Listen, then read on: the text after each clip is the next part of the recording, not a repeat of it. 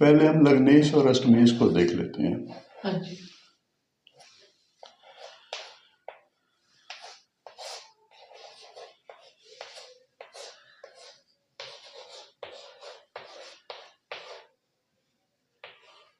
Sir ये पहला point है, पॉइंट्स तो बहुत सारे देखने होते हैं। हाँ जी, पहला पॉइंट है लग्नेश और अष्टमेश। बस इसमें हम ये देख रहे हैं लग्नेश और अष्टमेश यदि दोनों चर चर राशि में है। अब यहाँ पर बनेगा ये चर प्लस चर। हाँ जी। तो क्या होगा? दीर्घायु। दीर्घायु। हाँ जी। ओके। अब सेम यही लग्नेश स्थिर और द्विस्वभाव और अष्टमेश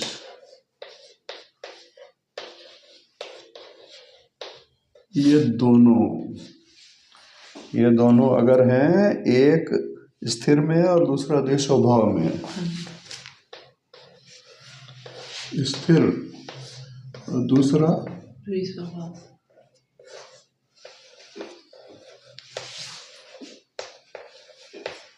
द्विस्वभाव।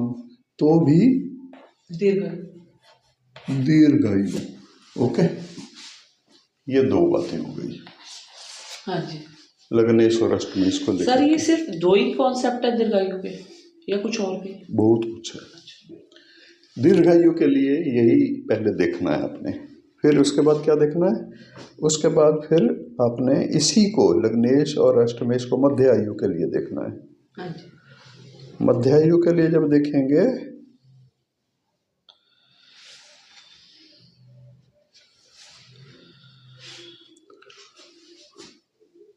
ये दोनों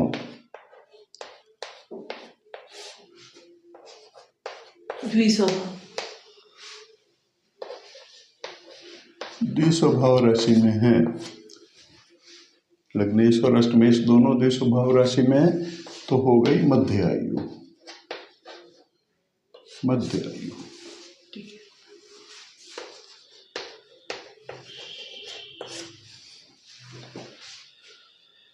अब अगले लग्नेश और अष्टमेश में एक चर राशि में है और दूसरा स्थिर राशि में है।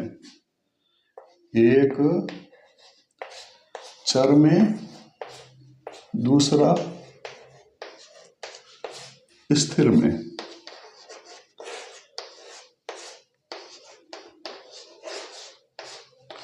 तो आयु कौन सी होगी? फिर भी मध्य आयु। फिर भी इसकी मध्य आयु। ये दो मध्य आयु के हो गए। ये सिर्फ लग्नेश और अष्टमेश के लिए हैं, अभी और भी बहुत कुछ बाकी है। अब हम आगे क्या देखेंगे? आगे हम देखेंगे अल्पायु, इन्हीं से बनने वाली अल्पायु। तो अल्पायु के लिए क्या करेंगे? दोनों चर राशि में हों, नहीं सर चर दोनों स्थिर में हों। अच्छा। दोनों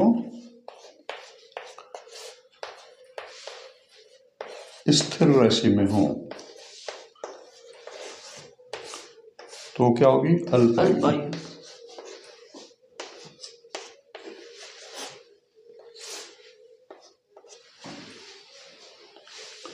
ठीक है जी। हाँ जी। अब इसी तरह से हम अगला स्टेप इसमें देखेंगे अल्पायु वाला।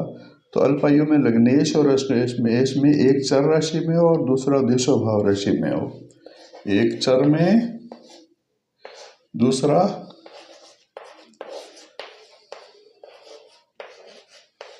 द्विस्वभाव राशि में, तो भी अल्पायु। ओके। अब आपको पता होना चाहिए कि दीर्घायु का मतलब क्या होता है। दीर्घायु जो होती है वो है 66 से 100 वर्ष। 100 वर्ष, ये होगी दीर्घायु। तो सर अगर जैसे मान लीजिए कोई 70-75 का अगर किसी की, तो वो दीर्घायु ही मरा है? दीर्घायु में ही आएगा, लेकिन उसमें करेक्शन होगी, बहुत सारी करेक्शन है, वो भी आपको बताऊंगा। अच्छा, मध्य आयु, मध्य आयु क्या है? 33 से लेकर के 66 वर्ष, ये हो गई आपकी मध्य आयु। अब इसके बाद अल्पायु, अल्पायु क्या है? 1 साल से लेकर के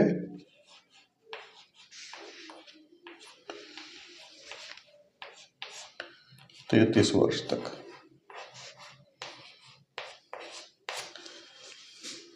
वैसे सही मायने में आप माने तो 1 वर्ष से नहीं होगी, ये होगी 12 वर्ष से। ठीक है। अल्पायु 12 वर्ष से 1 से 12 तक। 1 से 12 तक?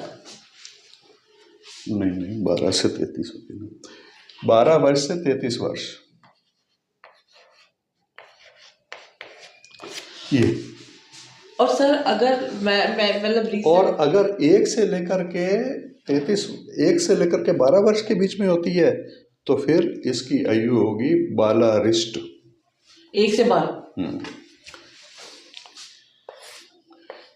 1 से 12 वर्ष।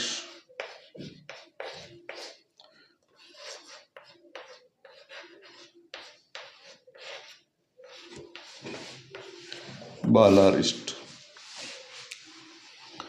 और इससे भी कम, माँ के पेट में आने के बाद से लेकर के 1 वर्ष तक, मतलब अगले 3 महीने जन्म होने के बाद, 0 से 1 वर्ष सधोअरिष्ट।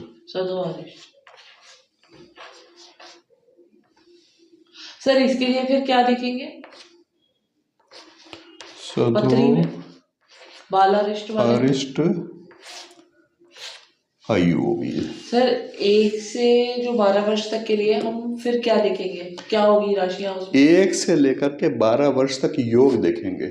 योग? इसमें हम देखेंगे योग, कुंडली में योग, दशाएं नहीं देखेंगे। ओके। 12 वर्ष तक योग देखेंगे और इसमें भी योग देखेंगे, कुंडली में बनने वाले योग। अल्पायु योग है या सधोअरिष्टायु योग है, इनको हम देखेंगे।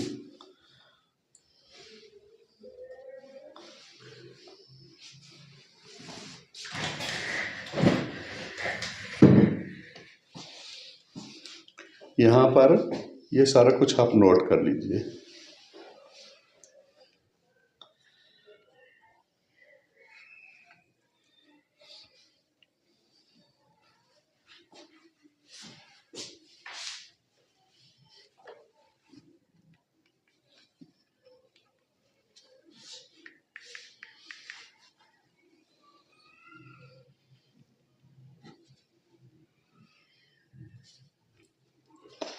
तो सर ये जब योग होते हैं तो वो दिख जाते हैं कुंडली में? हाँ, योगों वाली किताब आपके पास होनी चाहिए। योगों वाली किताब का मतलब क्या है कि जैसे वृद्धपरश और रोरा शास्त्र में आयु के योग बताए गए हैं, तो आयु तो सर कौन सी किताब ले लूं योग के लिए? वृद्धपरश और रोरा शास्त्र। वो तो आपने चौखंबा प्रकाशन की बताया। चौखंबा वाली ले लो, वो भी ठीक है, अच्छी है वो भी किताब। उसी में है योग का? हाँ, योगों का अध्याय मिल जाएगा, मतलब आयु के योग। ठीक है। अब देखो, ये आपको कंसेप्ट नोट कर लिया है आपने, तो इसका मतलब आपको समझ में आ गया कि या तो चर होगा, या स्थिर द्विस्वभाव होगा, या द्विस्वभाव स्थिर होगा। हाँ जी। ठीक है, तो अब आगे बढ़ते हैं। अब हम ये लग्नेश और अष्टमेश को देख लिया। दूसरे पेज पर आ जाइए। दूसरे पेज पर आप आएंगे तो दूसरे पेज पर आपको दिखाई देगा कि आपको जन्म लगन और चंद्र लगन से देखना है। सर कौन से पेज पे है, नंबर बता दीजिए। हमारे स्टडी नोट्स के पेज नंबर 109 पर है। ठीक है।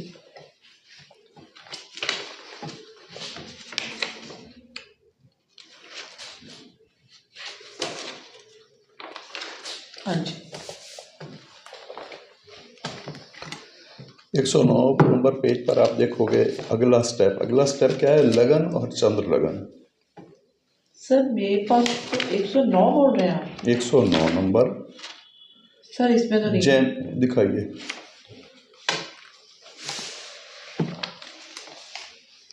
अच्छा ये बोल रहे हैं आप। ओके। अष्टमेश और उसके बाद चंद्र लगन। हाँ, अब आ जाते हैं हम लगन और चंद्र लगन पर।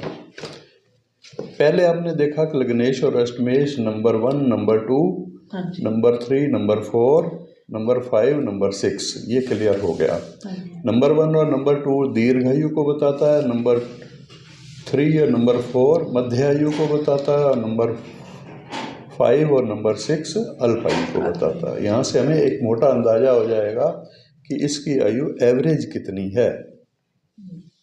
अब अगली दूसरी तरह से हम कंफर्म करेंगे लगन और चंद्र लगन से। यहाँ पर दोनों लगन राशि भी और चंद्र लगन राशि भी दोनों अगर चर राशि में हों तो फिर होगा दीर्घायु। फिर उसका आयु दीर्घायु में लिखी जाएगी। नोट कर लिया आपने? हाँ जी। इसके बाद लगन और चंद्र लगन जो है, इनमें से एक स्थिर राशि में हो और दूसरा द्विस्वभाव राशि में हो, तब भी दीर्घायु होगी।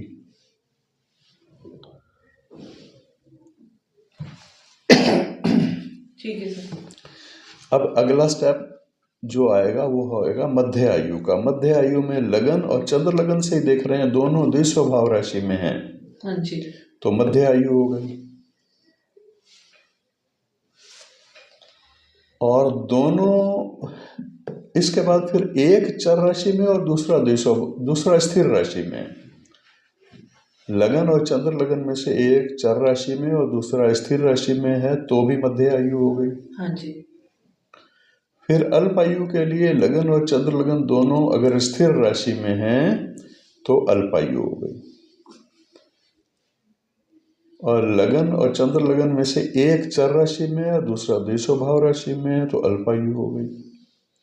तो अल्पायु दो बार आपको पता चली, यहाँ से भी मध्यम आयु भी दो टाइप से पता चली, दीर्घायु भी दो तरह से पता चली। ऐसे ही आपको लग्नेश और अष्टमेश में से भी दो तरह से 3 बार आपको पता चली। अब आ जाते हैं तीसरा स्टेप क्या है? लगन और होरा लगन। होरा लगन। अब ये लगन जो है ना, वो होरा लगन तो आपको पता ही है लगन राशि कौन सी होती है, लेकिन इसके बाद आपको देखना है होरा लगन। होरा लगन ये वाली लगन पराशरी वाली नहीं होगी। होरा लगन में आपको देखनी है जेमिनी की होरा लगन। जेमिनी सिस्टम से बनी हुई होरा लगन अगर आपके पास सॉफ्टवेयर है तो वहाँ से आप निकाल लो। सर नहीं है। ठीक है, कोई बात नहीं है तो भी एक एग्जाम्पल मैं आपको निकाल करके नेक्स्ट टाइम बता दूंगा। ठीक है। कोई भी एक एग्जाम्पल किसी का कुंडली का दे दीजिएगा। तो यहाँ लगन राशि और होरा लगन राशि दोनों ही चर राशि में हैं। हाँ जी। तो मतलब क्या है, यहाँ पर दीर्घायु होगा।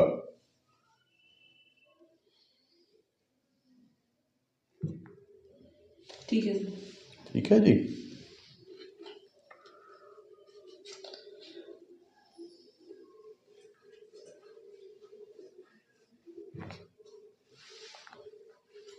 और अगर लगन और होरा लगन दोनों में से एक स्थिर राशि में और दूसरी दुस्वभाव राशि में तो भी दीर्घायु होगा। इसी तरह से लगन और होरा लगन दोनों अगर द्विस्वभाव राशि में हैं तो मध्यम आयु होगा।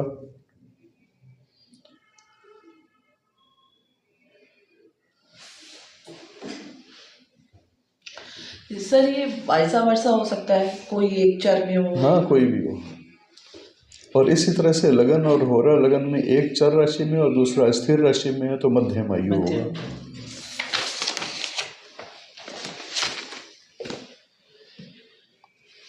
आगे लगन और होरा लगन में दोनों स्थिर राशि में हैं तो अल्पायु होगा।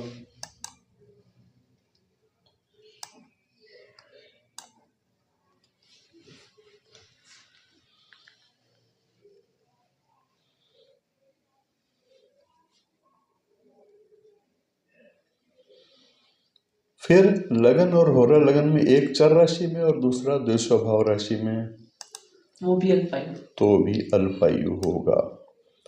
अब होरा लगन में प्रॉब्लम क्या है? होरा लगन जो हम अगर पराशरी वाला लेते हैं ना, तो उसमें या तो सूर्य की राशि होगी और या फिर चंद्रमा की राशि होगी। चंद्र की राशि चर होगी और सूर्य की राशि स्थिर होगी। स्थिर। चर और स्थिर ये दो राशियां यहाँ पर बताई गई हैं होरा लगन की। लेकिन यहाँ जेमिनी वाला होरा लगन लेते हैं तो यहाँ द्विस्वभाव राशि भी आपको मिल जाएगी। हाँ जी। और स्थिर तो मिलेगी मिलेगी।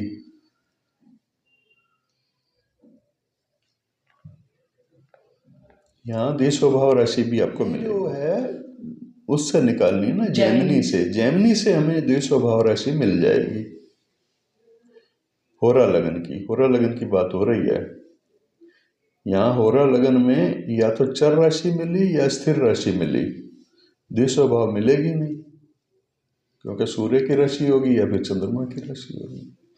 तो यहाँ से आपको ये समझ लेना है कि आयु वर्ग क्या बनता है, उसका आयु जो है इन तीनों से क्या बनता है। अब आप कंफ्यूज हो जाएंगे। सर कंफ्यूज मैं सिर्फ होरा लगन होंगे। नहीं, वैसे भी कंफ्यूज हो जाएंगे। किसी एक इंसान की आप आयु की गणना कर रहे हो और उसमें तीनों तरह से अलग अलग बन रही है। लगन और होरा लगन से बन रही है अल्पायु, ठीक है, और लगन और चंद्र लगन से बन रही है मध्य आयु, और लगन और तीनों में अलग अलग वैरायटी बन रही है। हाँ जी। तब कंफ्यूज हो ही जाएंगे आप। तो सर कैसे फिर उसको कैलकुलेट करेंगे? हाँ, उसका सॉल्यूशन क्या है? तो इस चार्ट में नंबर 1 लगन और अष्टमेश आपने देख लिया, फिर दूसरा लगन और चंद्र लगन राशि से देख लिया, तीसरा फिर लगन और होरा लगन राशि से देख लिया। इन तीनों से अलग अलग देखना है आपने। तो 3 जगह पर आपने नोट कर लिया। और देखने की पद्धति क्या है? देखने की पद्धति यह है कि जातक की कुंडली में लग्नेश और अष्टमेश दोनों ही चर राशि में हो तो जातक का दीर्घायु। ये सब आपने देख ही लिया, रिपीट करने का कोई फायदा नहीं है। तो इसमें अगर दो तरह से एक टाइप की आयु आती है, दो तरह से, ठीक है, दो तरह से एक ही टाइप की आयु और एक तरह से अलग टाइप की आती है, मतलब दो टाइप से अल्पायु आ गई तो वो अल्पायु ही आप मान के चलो। और अगर दो टाइप से मध्य आयु आ रही है तो आपको दो टाइप वाली आयु को ही लेना है। सर मैं लिख लेती हूँ। हाँ जी, लिखो। मैंने लिखा है तीनों पद्धति से अलग अलग आयु आ रही है, तो उसमें से जो दो एक तरह की आएगी आयु वही मानी जाएगी। वही आयु को आपने कंसीडर करना है, लेना है। और अगर बाय द वे मान लो एक से अल्पायु आ रही है, दूसरी से मध्य आयु आ रही है, तीसरी से दीर्घायु आ रही है, तब क्या करोगे? हो सकता है ना, तब आपको तीनों को जोड़ देना है। अल्पायु के एज कितनी होती है? 33 वर्ष मैक्सिमम। मध्य आयु की कितनी होती है? 66 साल। 66 साल लिख दिए। और फिर तीसरे दीर्घायु के 100 साल। तो ये 200 साल हो गए। हाँ जी। 199 हो गए, 200 हो गए।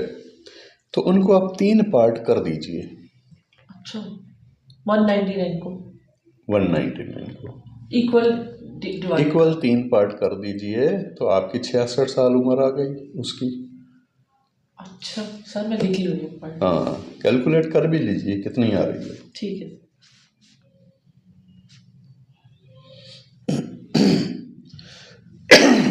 इन तीनों प्रकार से अगर एक ही प्रकार की आयु है तब तो समस्या ही कोई नहीं है, फिर तो बिल्कुल फैक्ट है। और परंतु अगर दो प्रकार से भिन्न आयु आए और एक प्रकार से भिन्न आयु है तो जो दो तरह से आई है वो वाली आयु तो स्वीकार कर लेंगे। इसी तरह से अगर तीनों तरह से अलग अलग आयु आए तो तीनों को जोड़ करके 3 भाग कर लेंगे, उसमें जो एक भाग प्राप्त होगा वही स्वीकार्य होगा। मैंने सेकंड पॉइंट लिखा सर, अगर एक दीर्घायु आ रहा हो, एक मध्यायु आ रहा हो, एक अल्पायु आ रहा हो, तो तीनों आयु को जोड़कर बराबर बराबर हिस्सों में बांट देंगे और वो जो एक पोर्शन होगा वो आयु का माना जाएगा। फिर क्या है, आगे लिखा गया है हमारे शास्त्रों में कि जातक की कुंडली में अगर चंद्रमा सप्तम या फिर लगन में हो, अच्छा ये कंडीशन है, अच्छा तो ऐसी अवस्था में 3 प्रकार से भिन्न भिन्न आयु आ रही हो, तो लगन और चंद्रमा से जो आयु आ रही है ना, उसी को आपने मान लेना। अगर लगन में चंद्रमा है या सप्तम में? लगन में चंद्रमा है या फिर सप्तम भाव में चंद्रमा है, तो उस कंडीशन में आपको कौन सी आयु मान लेनी है? चंद्र लगन वाली। हाँ, लगन और चंद्र लगन से जो प्राप्त है, ठीक है। लगन और चंद्र लगन से जो आयु प्राप्त है, लगनेश और अष्टमेश वाली नहीं लेनी। हाँ जी। लगन और चंद्र से जो आयु प्राप्त हुई है, बस वो वाली अब फाइनल मान लेनी है। इसका मतलब चंद्रमा जो है लगन या सप्तम स्थान में है, तो फिर ये कंडीशन आपके साथ आपको ले लेनी है। सर ये पॉइंट आपने बताया, मैं ये कह रहा हूं कि जातक की कुंडली में यदि चंद्रमा चंद्रमा अगर लगन में है, सप्तम में है, तो फिर आपको डिवाइड नहीं करना। ओके, तो फिर हमें चंद्र लगन वाली, फिर चंद्र लगन वाली जो भी है उसी को ले लेना है। ठीक। मतलब पहले जो कंडीशन डिवाइड करने वाली बताई है वो यहाँ कैंसिल हो जाएगी। अगर लगन और सप्तम में चंद्रमा, अगर लगन में चंद्रमा है या सप्तम भाव में चंद्रमा है तब। ठीक है। तो ऐसे ही इसके साथ इन शर्तों में कंडीशन भी आपको ध्यान में रखनी है। अगली कंडीशन नोट कीजिए। अब इसमें स्टेप जैसे हमने लिखे हैं 33 साल तक, फिर 66 साल तक, फिर 100 साल तक, इसमें वो स्टेप आगे भी बढ़ सकते हैं, हानि भी हो सकती है थोड़े से सालों की। तो वो क्या होगा, इसको हम ऐसे जानते हैं, आयु वृद्धि के नियम और आयु ह्रास के नियम। ह्रास का मतलब होता है कमी। आयु वृद्धि और ह्रास के नियम, हाँ, ये आपको पेज नंबर 110 पर मिलेगा।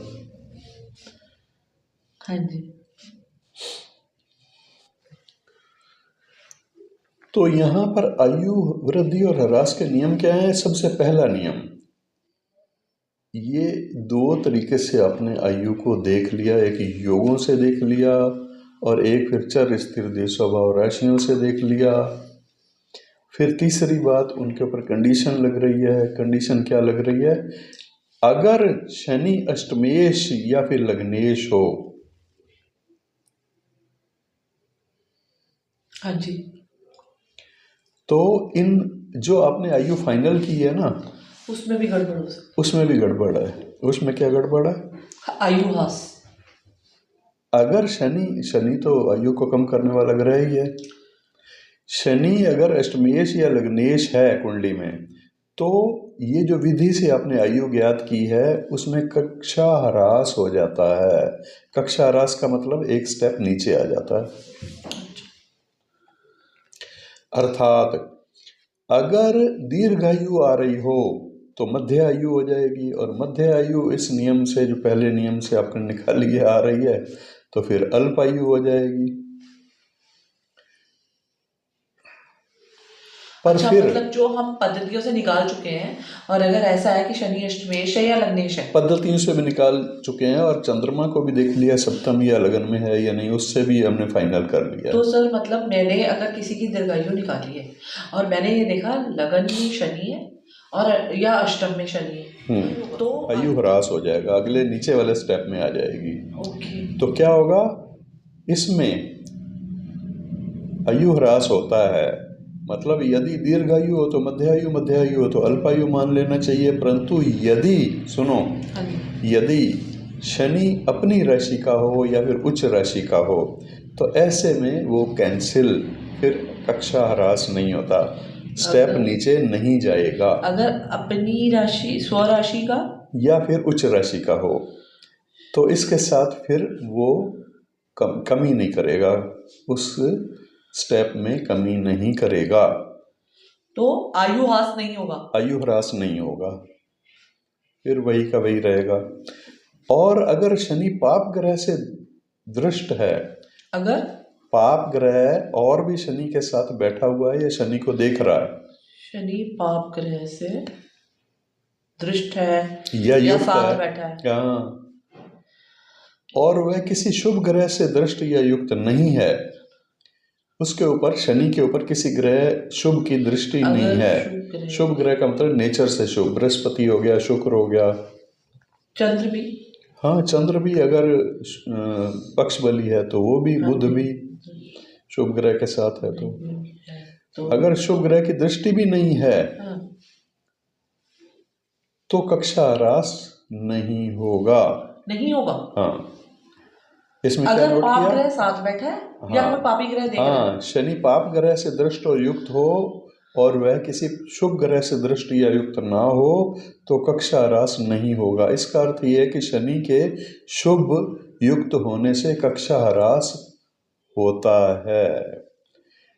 कक्षा ह्रास तब हो जाएगा अगर शुभ ग्रह उसके साथ बैठा है, शुभ ग्रह उसको देख रहा है। शनि के नेचर को बिगाड़ रहा है वो। शनि क्या चाहता है? आयु को समाप्त करना चाह रहा है या कम करना चाह रहा है। शुभ ग्रह क्या चाह रहा है? शुभ ग्रह चाह रहा है नहीं नहीं, हम भी अपना जोर लगाएंगे। तो वो कहता है उनका साथ उसको नहीं मिल रहा होना चाहिए, तब कक्षा ह्रास वाली उसकी शर्त पूरी होगी शनि की। ये नियम एक है।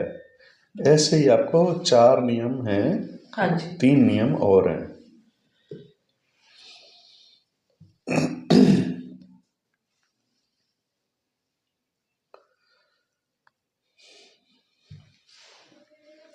बृहस्पति लगन या सप्तम, हाँ जी, बृहस्पति लगन या सप्तम भाव में हो, बृहस्पति ग्रह अगर लगन में हो या सप्तम भाव में हो या फिर किसी पाप ग्रह से दृष्ट या युक्त ना हो, बृहस्पति बृहस्पति या किसी पाप ग्रह से दृष्ट या युक्त नहीं होना चाहिए, परंतु शुभ ग्रह से दृष्ट या युक्त होना चाहिए। तब क्या होता है? तो आयु बढ़ती है, आयु बढ़ जाती है, 33 की 66 हो जाती है, 66 की 100 हो जाती है, एक स्टेप ऊपर। सर पहले हम चाली विधि से अल्पायु मध्यायु निकालेंगे, फिर हम ये वाली फिर पद्धतियां भी चंद्रमा की देखेंगे। कंडीशन देखेंगे, हाँ। फिर शनि की कंडीशन देखेंगे, फिर बृहस्पति की कंडीशन देखेंगे, ठीक है नहीं? तो बृहस्पति कैसे बढ़ा रहा है आयु को? बृहस्पति जीव है, जीव का मतलब जीवन देने वाला ग्रह, तो इसलिए वो अपने नेचर के अनुसार आयु में वृद्धि करने वाला हो रहा है, ठीक है? हाँ जी। ऐसे में अल्प आयु में मध्य आयु हो जाएगी, मध्य आयु में दीर्घायु हो जाएगी। फिर तीसरा नियम, तीसरा जो है वो क्या कहता है? ये भी बृहस्पति से रिलेटेड है। बृहस्पति किसी भी राशि में हो, मेष से लेकर मीन तक किसी भी राशि में हो, परंतु उस पर शुभ ग्रह की दृष्टि हो। शुभ ग्रह की दृष्टि तो चलेगी, लेकिन पाप ग्रह की दृष्टि नहीं होनी चाहिए। शुभ ग्रह की दृष्टि हो और साथ में वह शुभ ग्रह के साथ भी हो तो और अच्छा है। बृहस्पति किसी राशि में, ना हो, कुंडली में बृहस्पति किसी भी राशि में हो, हाँ, सिर्फ किसी राशि में तो होगा ही होगा। वो ये कह रहा है कि बृहस्पति किसी भी राशि में है उसको छोड़ो, आप ये देखो कि उस पर शुभ ग्रह की किसी की दृष्टि है या नहीं है। अगर है तो अच्छा है, या फिर उसके साथ कोई शुभ ग्रह है या नहीं है तो अच्छा है। और फिर ये भी साथ में देख लो उस बृहस्पति के ऊपर पाप ग्रह की दृष्टि तो नहीं है, पाप ग्रह की दृष्टि या युति तो नहीं है उस बृहस्पति के साथ, तो फिर क्या होगा? आयु बढ़ती है, तो भी कक्षा वृद्धि होगी, क्योंकि बृहस्पति का नेचर है, बृहस्पति ने आयु को बढ़ाना है, आयु देने वाला ग्रह है।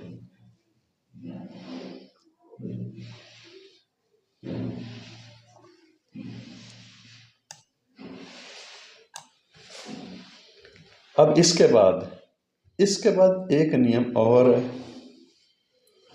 और चौथा नियम भी आप लगा लोगे इसी के साथ।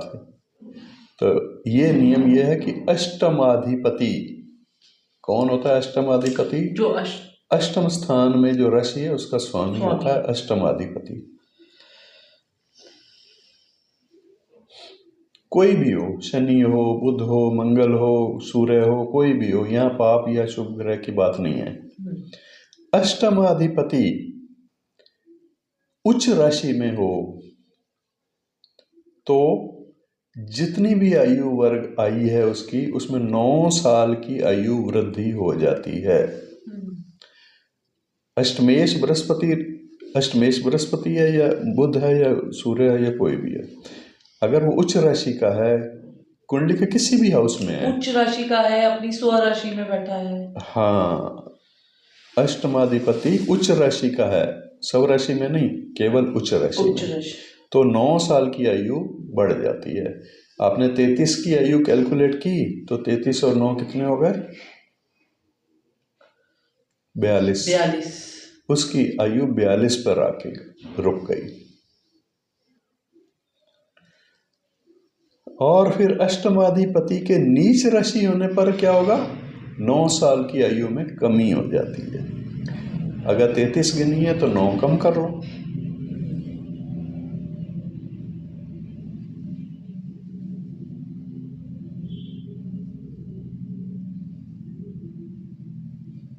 चौबीस की हो गई ना,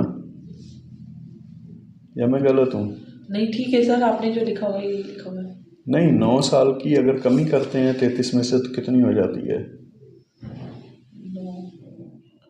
हाँ सर, 24 हो गई। 24 हो गई।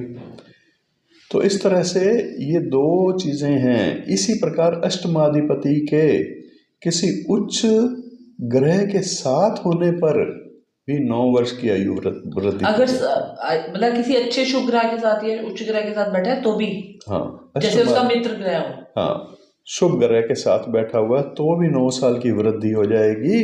और अगर किसी नीच राशि वाले नीच ग्रह के साथ बैठा है, जो ग्रह नीच राशि का है उसी राशि में जहाँ बृहस्पति बैठा है, तो फिर 9 साल की आयु की हानि हो जाएगी। तो 2 बार कम हो रहे हैं, 2 बार ज्यादा हो रहे हैं, और अष्टमेश के कारण से हो रहे हैं। हाँ जी। तो ये चौथा नियम आपको समझ में आ गया होगा। हाँ जी।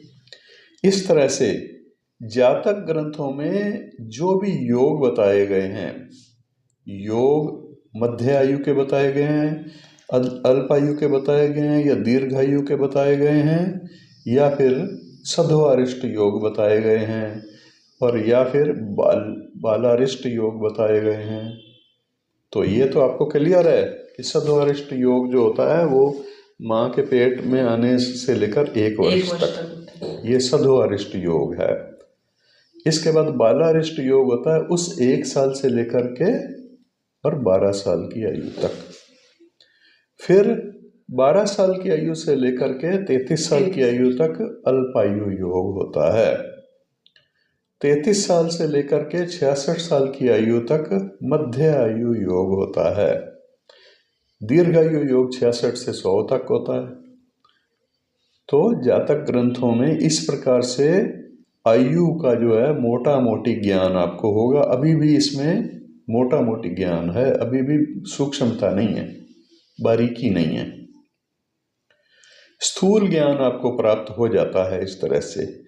सूक्ष्म ज्ञान प्राप्त करने के लिए क्या करें? सूक्ष्म से आयु या मृत्यु काल का ज्ञान प्राप्त करने के लिए फिर आपको मार्केश ग्रह की दशा देखनी है। मार्केश ग्रह उसमें 33 से 66 में आ रहा है या नहीं आ रहा, या 12 से 33 में आ रहा है या नहीं आ रहा, या 66 से 100 के बीच में कब आ रहा है। अच्छा सर, 1 मिनट सर, ये लिखा हुआ है क्या इसमें? हाँ, लिखा हुआ है पूरा आयु वाला अध्याय, आप स्टडी नोट्स में पढ़ेंगे तो सब पूरा कंसेप्ट क्लियर है। जो सर मार्केश तो हम 2nd और 7th वाले होते हैं। मार्केश पर भी आएंगे, समझाएंगे मार्केश का निर्णय कैसे करेंगे। इतना आसान नहीं है। ये 3 क्लासें होनी थी। पहली क्लास में आपने मोटा मोटी समझा भी किस तरह से आयु को देखते हैं। दूसरे में आज आपने समझा कि कितने स्टेप में किस तरफ आयु चली गई है उसकी। फिर तीसरे में मार्केश का निर्णय करना है। तीनों का एक साथ एक ही जगह पर आ रहा है तो वो वाली आयु एक्चुअल आयु होगी। थोड़ा टफ है। टफ बहुत ज़्यादा है, थोड़ा क्यों टफ है, बहुत ज़्यादा टफ है। तो इस तरह से मार्केश ग्रह और उनकी दशा अंतर्दशा का विचार लास्ट में किया जाएगा। दशा द्वारा मृत्यु काल का निर्णय करने से पूर्व सबसे पहले क्या आपने देखना है, योगों को देखना है। ये वाले योग नहीं जो मैंने आपको चर स्थिर उद्देश्य भाव से बताए हैं, ये वाले नहीं। योग जो ग्रंथों में मिलते हैं वो बिल्कुल ही अलग हैं। वो कोई ग्रंथ अगर आप लाएंगे तो मैं आपको दिखाऊंगा कि कहाँ लिखे होते सर हैं। आप बताइए, वही बराबर प्राशर हो रहा, व्रत प्राशर हो रहा शास्त्र, वो लेके आओ। आपने ली हुई है? सर मेरे पास किसी और उसकी है। किसकी? मेरे को ध्यान नहीं आ रहा। हाँ मैं आपको लिंक भेज दूंगा, अच्छा अमेजोन से मंगवा लेना, ठीक है। वही चाहिए। तो मार्केश ग्रह और उनकी दशा अंतर्दशा का विचार किया जाता है। दशा द्वारा मृत्यु काल का निर्णय करने से पहले योगों द्वारा अल्पायु, मध्यायु या दीर्घायु की विधिवत जानकारी ले लेनी चाहिए। और फिर इस आगे के जो हम मार्केश दशा बताएंगे ना, उनके भी बहुत सारे नियम हैं। उन सूत्रों के द्वारा, उन फार्मूलों के द्वारा मार्केश ग्रह का निर्णय आप करेंगे और दशा अंतर्दशा के आधार पर मृत्यु का अनुमान आपको लगभग 80-90% हो जाएगा। अभी वो कितनी आयु उसके साथ है, लेकिन ये करने की राय मैं नहीं देता। आपकी जानकारी के लिए आप सीख लो। हाँ जी। कभी घर के कुंडलियां पकड़ करके आप लागू करके बैठे हो तो टेंशन हो जाएगी। नहीं नहीं सर, वो तो नहीं करनी चाहिए। पर हाँ सर कि पर अगर जैसे कोई बहुत इमरजेंसी वाला केस हो तब तो देख सकते हैं। ऐसे किया जाता है जैसे कोई आपको कुंडली दिखाने के लिए आया है और आपने उसकी कुंडली देखनी है, वो सीधा सा प्रश्न ये पूछ रहा है कि भाई ये हॉस्पिटलाइज है, ये घर वापस ठीक होकर के आ जाएगा या नहीं आएगा, या नहीं आएगा। तो उस केस में आप अपनी जानकारी के लिए ये सारी कैलकुलेशन करके अपने मन में रख लो। जी आपको आइडिया होगा कि वो आएगा या नहीं आएगा, पर बताना नहीं है। तो अगर उसको बता दिया तो उसका तो हाँ काम खराब हो गया, उसका तो मन टूट गया। तो उसमें आपको 90% चांसेस हैं, अगर ये आयु उसकी उस समय पर ख़त्म हो रही है तो 90% मैंने कई बार आजमाया है, 90% वो घर वापस नहीं आएगा, जीवित नहीं आएगा। तो सर फिर आप अगर जैसे इस तरह की कोई प्रिडिक्शंस होती है तो फिर आप कैसे फिर उनको आंसर करते हैं? आपको दिख जाता है कि यह नहीं आएगा? आंसर सीधा सीधा बोल देते हैं, भाई नेगेटिव है आंसर, अच्छा आप ये वाले उपाय कर लो। अच्छा, इन उपायों से अब 10% तो भगवान के हाथ में ही है हम ना ये भाई, बोल हम सकते हैं कि तो चांसेस कम है। हाँ, भगवान तो है नहीं हम, मतलब ये भी है 100% तो करेक्ट नहीं है ना, इसमें हमारी भी कोई भूल चूक हो सकती है, कैलकुलेशन में भूल चूक हो सकती है। तो उस भूल चूक के लिए हम क्या करें? हाँ जी। तो उस भूल चूक के लिए ये गुंजाइश छोड़नी पड़ेगी, भाई आप ये वाले उपाय कर लो, बेस्ट से बेस्ट उपाय उसको बता दो, और उन उपायों का जो भी दशा चल रही है, जो भी अंतर्दशा चल रही है, उसके हिसाब से उसको उपाय बता दोगे तो वो 10% में आ जाए। यही ईश्वर से प्रार्थना करनी चाहिए। सर एक क्वेश्चन ये है, मान लीजिए दशा अंतरदशा या महादशा मारक ग्रह की नहीं चल रही पर बंदे को मृत्यु तुल्य कष्ट आ गया, तो फिर कैसे देखते हैं फिर आप? दशा नहीं चल रही हाँ तो सबसे पहले मैंने आपको क्या बताया था? सबसे पहले मैंने आपको ये बताया था कि आप उसके योगों को देखो। योगों में आ रहा है, योगों में आ रहा है कि इसकी मध्यायु योग है। मध्यायु योग में कोई भी मार्केश की दशा अंतर्दशा आपको समझ में नहीं आ रही, तो इसका मतलब ये है कि वो एकदम से मरेगा। तो यहाँ पर मंगल और राहु का रोल है। हम कुंडली में देखते हैं ना, जब मंगल और राहु 8वें घर में संबंध बना रहे हैं, अष्टम भाव से संबंध बना रहे हैं, तो ऐसा खतरनाक एक्सीडेंट के चांसेस होते हैं। तो ये खतरनाक एक्सीडेंट का मतलब क्या है? उम्मीद ही नहीं कर सकते, बीमार भी नहीं है और वो रिस्क भी नहीं लेता। अचानक से एक्सीडेंट हुआ। अचानक से एक्सीडेंट हुआ। मान लीजिए वो हवाई जहाज में यात्रा कर रहा है। अब हवाई जहाज में यात्रा जो कर रहे हैं तो वो हवाई जहाज क्रैश हो जाता है।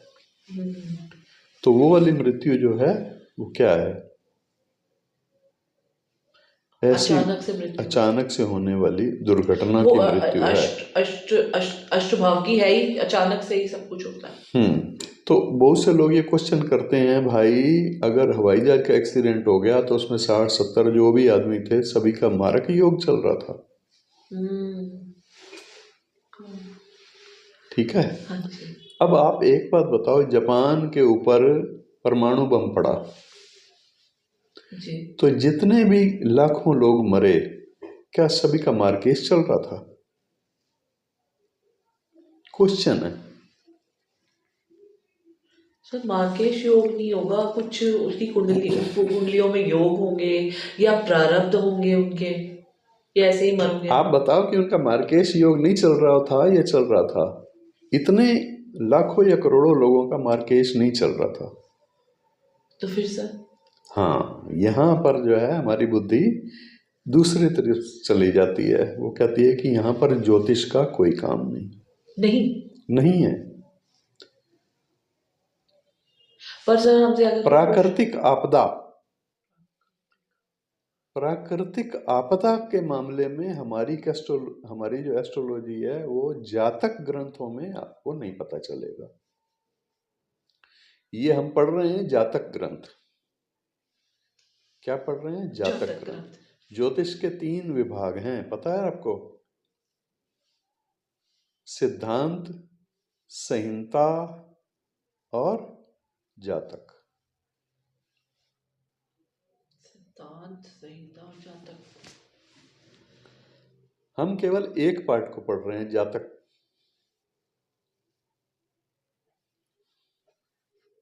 जिसको होरा शास्त्र कहते हैं। वृद्ध प्रशर होरा शास्त्र है ना, वो जातक ग्रंथ है। सिद्धांत ग्रंथ क्या है? सिद्धांत ग्रंथ है, हम कैलकुलेशन करते हैं ग्रह, नक्षत्रों, तारों की। इस टाइम पर ये वाला ग्रह यहाँ होगा, इस टाइम पर ये ग्रह यहाँ होगा, मतलब पंचांग का निर्माण करना, कैलकुलेशन करना। ये आप कैलकुलेशन से कुंडली बना लेते हो तो वो बनाना, ग्रह नक्षत्रों की गणनाएं करना। तो ये क्या आता है सिद्धांत में। ज्योतिष के 3 भागों में सबसे पहला सिद्धांत। अगर आपको पता ही ना हो कि हमारी जन्म कुंडली में उस समय पर कौन सा ग्रह कहाँ चल रहा था और कौन सी लगन थी, तो वो सिद्धांत के बिना पॉसिबल है? आपके पास सिद्धांत है ना, आज सूर्य उदय कौन सी लगन में उदय हुआ है, कौन सी राशि के कितने डिग्री पर उदय हुआ है, कितने बजे उदय हुआ है, किस राशि में उदय हुआ है, मौसम की जानकारी, मौसम ये सिद्धांत पे। हाँ, सूर्य किस राशि में हो तो कौन सा मौसम बदलता है। तो सर ये प्राकृतिक आपदा भी सिद्धांत वाले में? मैं बता रहा हूँ आपको, ये सिद्धांत हो गया। फिर इसके बाद सेकंड पार्ट है, वो है संहिता भाग। संहिता भाग क्या कहता है? संहिता भाग बताता है कि आपकी कंट्री में युद्ध होने वाला है, आपकी कंट्री में परमाणु बम पड़ने वाला है, आपकी कंट्री में भूकंप आने वाला है। हाँ, या अकाल पड़ सकता है, अकाल पड़ सकता है, या बाढ़, तूफान आ सकता है, बाढ़ आ सकती है।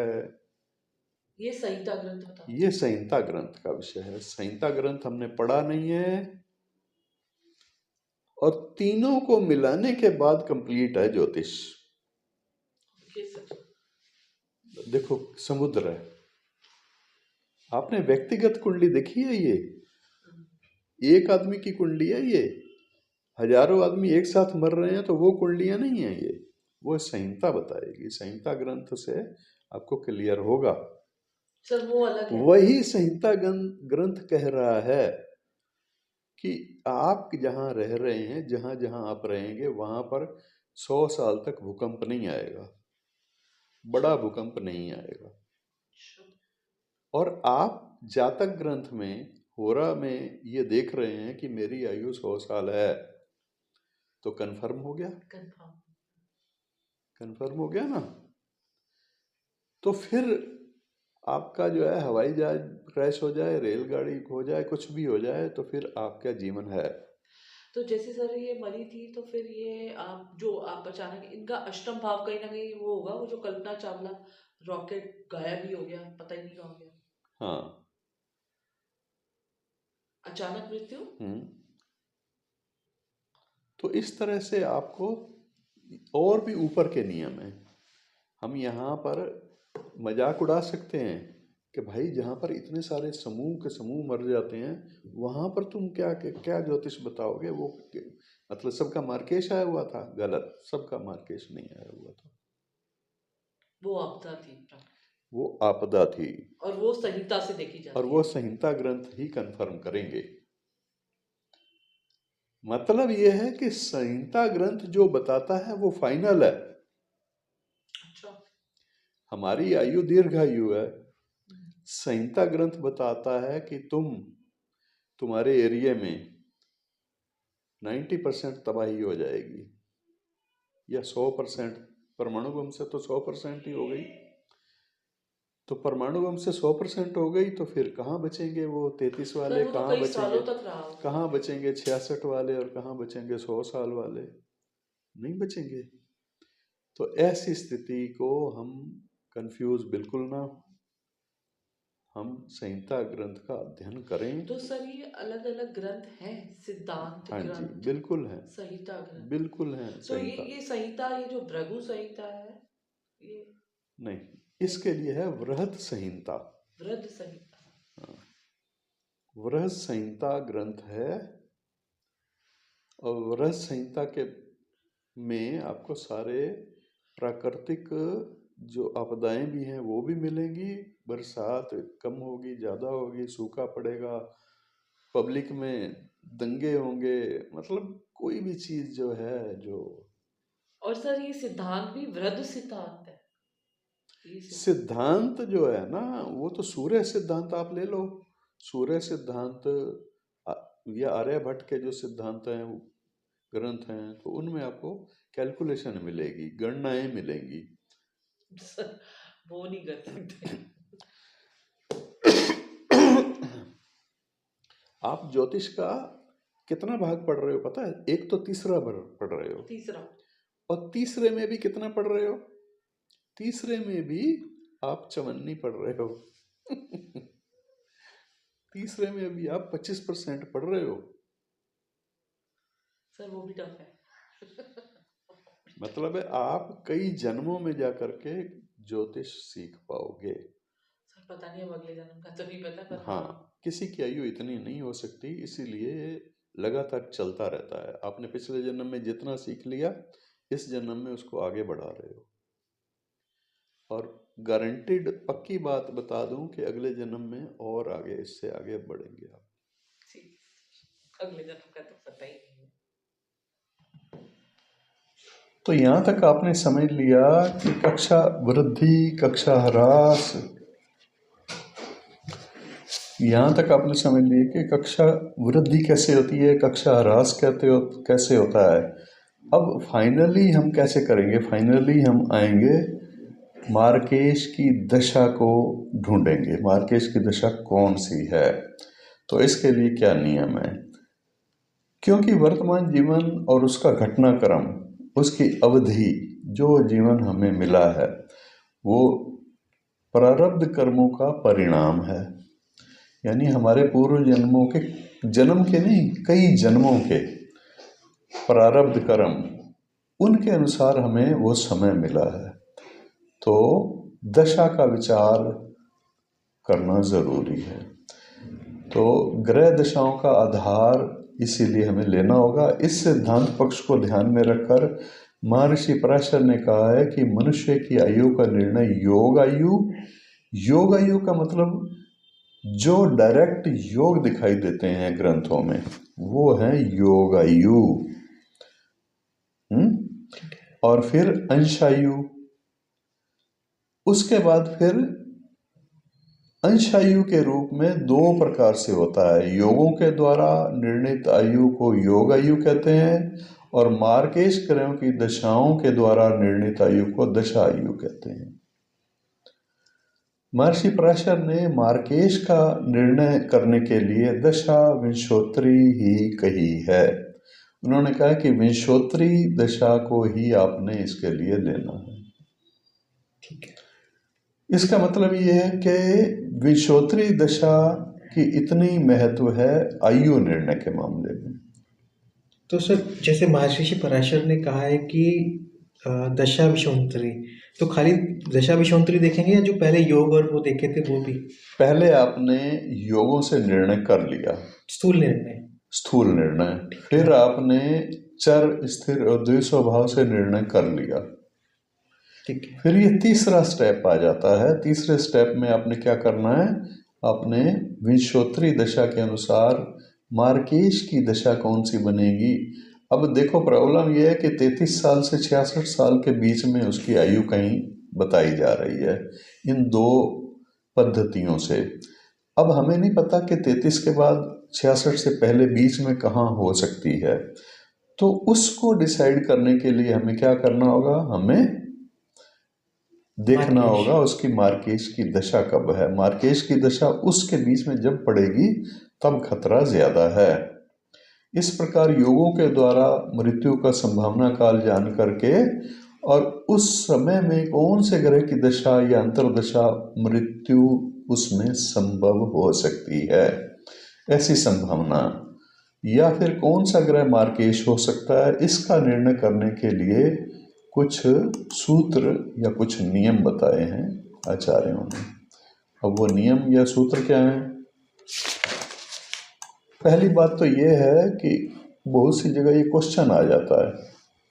अब आपके मन में भी हो सकता है आ जाए, या कोई किसी से आपकी बात चल रही हो, किसी को आप ये समझा रहे हो भी ऐसे ऐसे आयु होती है, तो वो आपसे क्वेश्चन कर देता है कि भाई अगर एक बस चल रही है, पहाड़ों से खाई में गिर गई है, तो उसमें 60-70 या जो भी लोग होंगे कि सबका मार्केश आया हुआ था। या एक रेलगाड़ी के जो डिब्बे हैं उनमें आग लग जाती है और वो सब लोग मर जाते हैं, या किसी भूकंप में अधिकांश लोग दब के मर जाते हैं, तो क्या सबका मार्केश आया हुआ था? हवाई जहाज क्रैश हो जाता है, आना तो चाहिए सर फिर तो उन सब का क्या मार्केश आया हुआ था? बिल्कुल। यहाँ मार्केश ही केवल नहीं, एक नियम फिर और अपर नियम है, वो जुड़ जाता है। ठीक है। दरअसल हम ये समझ लेते हैं और ये क्वेश्चन कर लेते हैं, लेकिन इससे सेटिस्फाइड नहीं होते। वे मार्केश आया हुआ था, तो सेटिस्फेक्शन जो है वो हमारे आचार्य करते हैं। हमारे जो ऋषि मुनि हैं उन्होंने स्पष्ट बताया है, भाई ज्योतिष के जो 3 स्तंभ हैं, 3 स्तंभ पता होंगे आपको? गणित, व्याकरण? नहीं, ज्योतिष के जो 3 स्तंभ हैं वो क्या हैं? वो हैं नंबर 1 सिद्धांत। पहला 3 पिलर पर खड़ा हुआ ये ज्योतिष शास्त्र, और इसमें पहला पिलर है सिद्धांत। सिद्धांत का मतलब ये होता है कि आपने गणनाएं करके निकालना है कि इससे समय पर सूर्य कहाँ किस स्थिति में है, चंद्रमा किस स्थिति में है, और इस दोनों की गणनाओं से तिथि कैसे बनती है। तो इसमें जो 3 स्तंभ हैं, 3 स्तंभ में सबसे पहला स्तंभ क्या है? सिद्धांत। सिद्धांत का मतलब है ग्रह नक्षत्रों की गणना, कब कौन सा ग्रह किस राशि में होगा, कौन सा ग्रह किस एंगल पर होगा, किस डिग्री पर होगा सौर मंडल में, और ग्रहों से बनने वाले जो योग होते हैं, योग, करण, तिथियां, वार, ये सब ग्रहों के चाल से ही बनते हैं। ये सारी गणनाएं फिर पंचांग की, जैसे मतलब आप ऐसे समझ लीजिए कि पंचांग की रचना करने के लिए हमें सिद्धांत पक्ष को समझना होता है, उसको पढ़ना होता है। पहला स्तंभ है, पहला पिलर है सिद्धांत, जिससे कि संपूर्ण सृष्टि में जो ग्रह नक्षत्रों की चाल है उसका पता चलता है। वो बेस है, पहली जरूरत है। अगर हम किसी की कुंडली बनाते हैं तो इनकी जरूरत है या नहीं है? जी, उसके बिना सबसे पहला स्तंभ ये है, ठीक है। मेन पिलर ये है। इसके बाद है संहिता। संहिता क्या होता है? सिद्धांत, संहिता और होरा शास्त्र, ये तीन मुख्य स्तंभ हैं। और फिर होरा शास्त्र में भी कई विभाग हैं, तो लेकिन अभी आप इन तीनों को समझें। तो संहिता क्या होता है? संहिता क्या होती है? संहिता में आपको ये जो आपने गणना करी, आपने पता लगाया कि कौन सा ग्रह किस राशि में, किस नक्षत्र में, कब कब किस डिग्रियों पर होगा, और उससे क्या कम्बिनेशन उनके बन रहे हैं। उन कम्बिनेशनों के आधार पर आपने पृथ्वी पर होने वाली घटनाओं को जानना है। पृथ्वी पर होने वाली तमाम घटनाओं में कौन सी घटनाएं हो सकती हैं? कोई एक्सीडेंट भी हो सकते हैं, या भूकंप भी हो सकते हैं, बाढ़ भी हो सकती है, तूफान भी हो सकती हैं, और युद्ध भी हो सकते हैं। एक देश से दूसरे देश का युद्ध होना, ठीक है। और साथ साथ युद्ध में फिर किसी भी लेवल तक, अब जापान के अंदर परमाणु बम पड़ा, कितने लाख लोग मरे, तो अच्छा है। तो सबका एक जैसी कुंडली तो नहीं हो सकती। तो वहां पर होरा शास्त्र लागू नहीं होता। होरा शास्त्र का मतलब है व्यक्तिगत कुंडली। होरा शास्त्र में भी कई चीजें आती हैं, प्रश्न कुंडली भी आती है, गोचर भी आता है, और हमारी जन्म कुंडली देखना भी आता है, वर्ष फल भी आता है। सब होरा शास्त्र के अंतर आते हैं। कई विभाग हैं ना होरा शास्त्र के।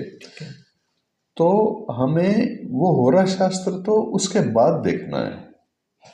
पहले हम सिद्धांत को समझ लिया, फिर हमने संहिता को जानते हुए फिर होरा शास्त्र को जाना। भाई ये सारी सृष्टि के अंदर क्या उत्पात मचा हुआ है। भूकंप आएगा, हमारी आयु 66 साल से 100 साल के बीच में है, और उस अवधि में भूकंप लिखा हुआ है संहिता ग्रंथों में। उस अवधि में जहाँ आप जिस क्षेत्र में आप रह रहे हैं वहाँ तगड़े वाला भूकंप आएगा, वहाँ लगभग सब कुछ नष्ट हो जाना। तो फिर हमारी वो जो आयु है 66 से 100 साल के बीच में, उससे पहले भी हमारी मृत्यु हो सकती है। क्योंकि जो होरा शास्त्र है उसको संहिता फेल कर सकती है, और संहिता शास्त्र को सिद्धांत फेल कर सकता है। ये अपर लेवल के दोनों हैं। संहिता के नीचे है होरा शास्त्र, जिसको हम पढ़ रहे हैं, जिसको हम समझ रहे हैं, जिसकी हम प्रैक्टिस करते हैं, हम कुंडली देख लेते हैं। ठीक है। तो ये एक अनुमान लगाते हैं, अगर हमारा जीवन सुरक्षित है, प्राकृतिक आपदाएं नहीं आएंगी, तो संहिता ग्रंथ ये कंफर्म कर रहा है, तब हमारे ऊपर ये होरा शास्त्र लागू होता है। ठीक है। तो ये इसका उत्तर है, ये इसका जवाब है। भी कई हजारों लोग मर जाते हैं एक साथ में, तो उसमें होरा शास्त्र का ही केवल हमने अध्ययन करना है, ये ठीक नहीं है। इससे पहले हमें संहिता शास्त्र का ज्ञान भी होना चाहिए, तभी हम कह सकते हैं भाई। तो वहाँ हम आयु की गणना जो सीख रहे हैं, इस समय कर रहे हैं, इसमें संहिता ग्रंथ का कोई रोल नहीं है। ये मैं इससे पहले आपको बता देना चाहता हूँ कि आप कैलकुलेशन कर रहे हो ना, तो हम वो इंडिविजुअल की कैलकुलेशन कर रहे हैं, इंडिविजुअल कैलकुलेशन करके चल रहे हैं। ठीक है। हम इसमें उसको शामिल नहीं कर सकते। ठीक है सर। एस्ट्रोलॉजी है भाई। अच्छा, अब आते हैं हम इस पर कि कौन सी ऐसी चीजें हैं जो हमें मार्केश बताती बताती हैं। हैं। मार्केश का निर्णय हमें करना है। तो मार्केश का निर्णय करने के लिए हमारे जो स्टडी नोट्स हैं इसमें 110 नंबर पेज पर आपको मिल रहा है। ये 110 नंबर पेज पर आ जाओ आप। हाँ, इसका स्टडी करने के लिए आपको 111 नंबर पेज पर आ जाना है। 111 नंबर पेज से हम देखते हैं तो यहाँ पर आपको मिलेगा मार्केश ग्रह का निर्णय। 110 से स्टार्ट हो जाता है। जी।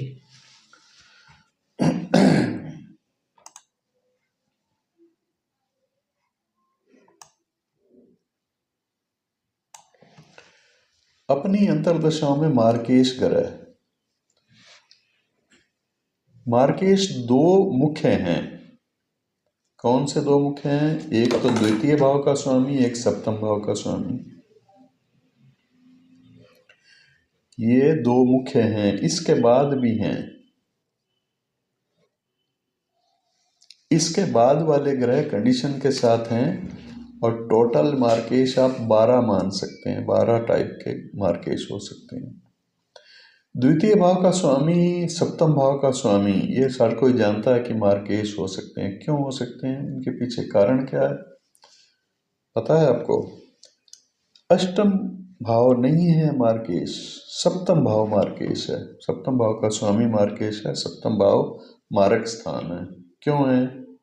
इससे पहले वाले कई क्लासों में आपने पढ़ा होगा कि अष्टम भाव आयु का भाव है और उससे 12वां उसका व्यय करने वाला स्थान आयु के समाप्ति का स्थान है। ठीक है। तो इस नियम के अनुसार अष्टम से जो 12वां स्थान है वो 7वां स्थान है। ये मार्ग स्थान है। इसीलिए इसका स्वामी भी मार्केश ग्रह कहलाता है।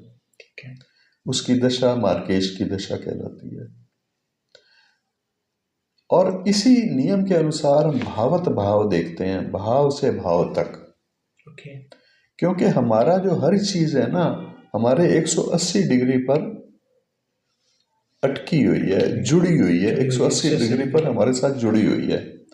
मतलब हमारे ठीक सामने जो चीज है वो हमें इफेक्ट कर रही है। बिल्कुल कर रही है सर, बिल्कुल ठीक है। हर जगह इस नियम को लागू कर लो। तो इसी तरह से हम इस नियम को लागू करते हुए कहते हैं कि अष्टम से अष्टम स्थान पर चले जाते हैं, वो आयु का स्थान है। अष्टम से अष्टम स्थान बनता है कुंडली का तीसरा स्थान।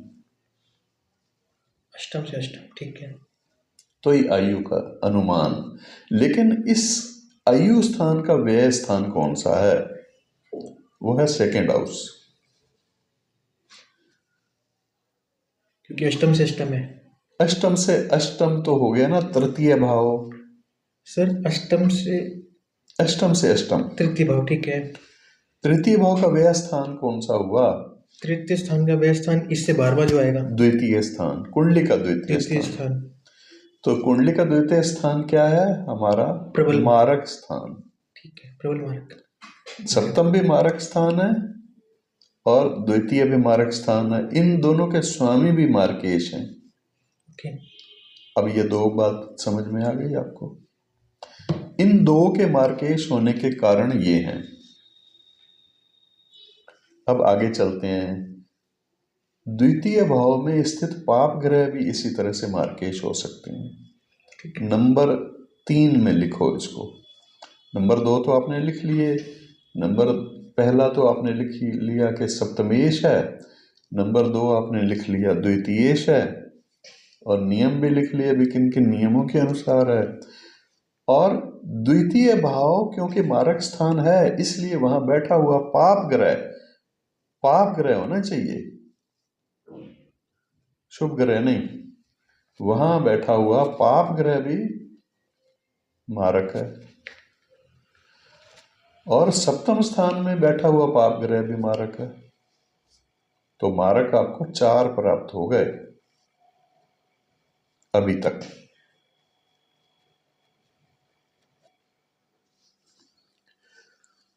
फिर इसके बाद द्वितीय भाव का स्वामी क्या कहलाता है? द्वितीयेश। द्वितीयेश से युक्त पाप ग्रह अगर कोई है, दूसरे स्थान के स्वामी से युक्ति बना रहा है, युक्ति संबंध बना रहा है कोई पाप ग्रह, तो वो ग्रह भी मार्गेश हो सकता है। ये 5वां नंबर।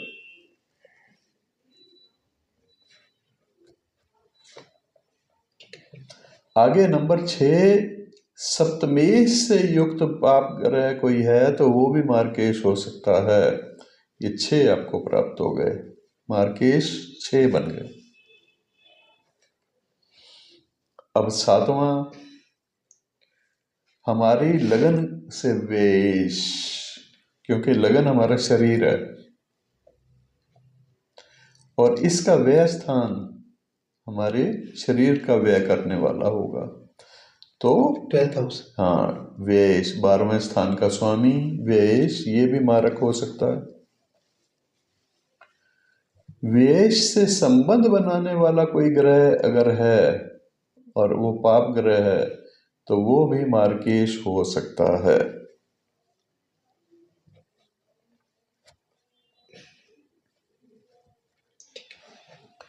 इसके बाद भी और 2-3 हैं, वो भी लिख लो, लेकिन यहाँ आप कंफ्यूज होंगे और आप क्वेश्चन उठाएंगे कि ये कैसे हो सकता है, तो ये बताएंगे कि क्यों हो सकता है। अगला लिखो, वो उसमें क्वेश्चन मार्क आप लगाओगे। अगला नंबर 9 है, कभी कभी शुभ ग्रह भी मार्केश हो सकता है। अब यहाँ पूछोगे क्यों? जी सर। तो अभी आप नोट ही कर लो, फिर बताएंगे क्यों। और कभी कभी अष्टमेश या अष्टम स्थान में कोई ग्रह स्थित है तो वो भी मार्केश हो सकता है। अष्टम स्थान में? अष्टम स्थान में कोई ग्रह स्थित है या फिर अष्टमेश, लेकिन ये कभी कभी, ये 2 जो है ना आपको लास्ट वाले लिखाए, ये कभी कभी, ये अक्सर नहीं होते। मतलब बहुत सारी कंडीशन इनके ऊपर देखनी होंगी।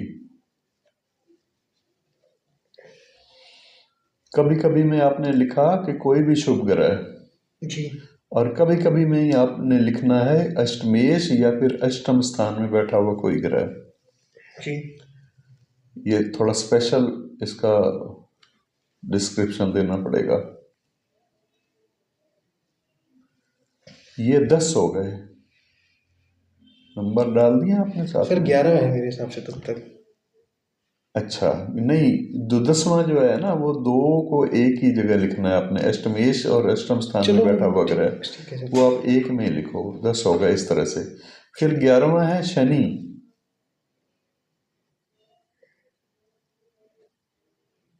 शनि? शनि क्योंकि है ही आयु को नष्ट करने वाला, आयु का समाप्ति करने वाला ग्रह, कारक है ना तो आयु। खाली शनि लिखूं? हाँ, खाली शनि।